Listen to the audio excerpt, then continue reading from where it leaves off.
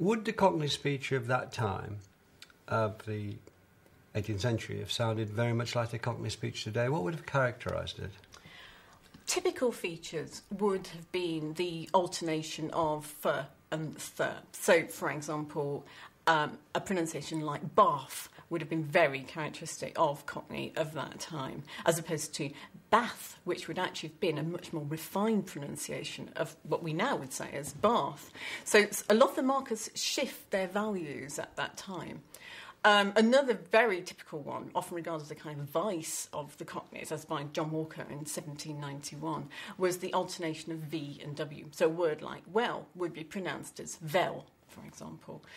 This was very much a living reality of Cockney speech throughout the late 18th century and into the 19th century. But Cockney was regarded as uncouth, wasn't it? It was regarded as a sign of not being educated. It was looked down on. No, Cockney was certainly regarded as uncouth. It was the speech, as another writer said, of the vulgar provincialists of the metropolis. I mean, it was something that was lacking the educated, literate proprieties which people regarded as the kind of norm to be aimed for. Do you think, in the end, it was disabling to our society, that that's what so many people were concentrating on so very much?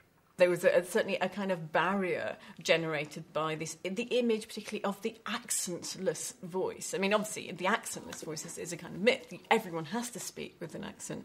But this barrier erected between those who had managed to shed a regional accent and those who then had acquired what we call the non-localised accent, an accent that didn't reveal your place of birth. And this set up quite a sort of problematic fault line in society, which people strove to try and cross.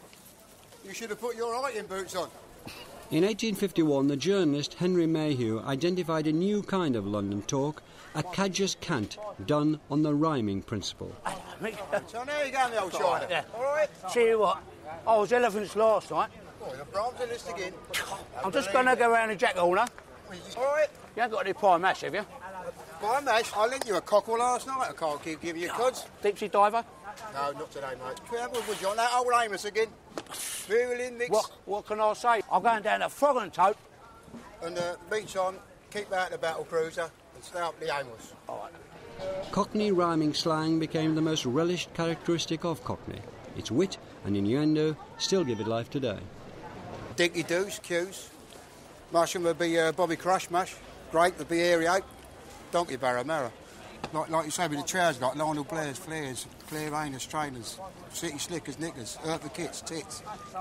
Slang is a code, a way of a group speaking to itself without being understood by the rest of society, so it's constantly reinvented.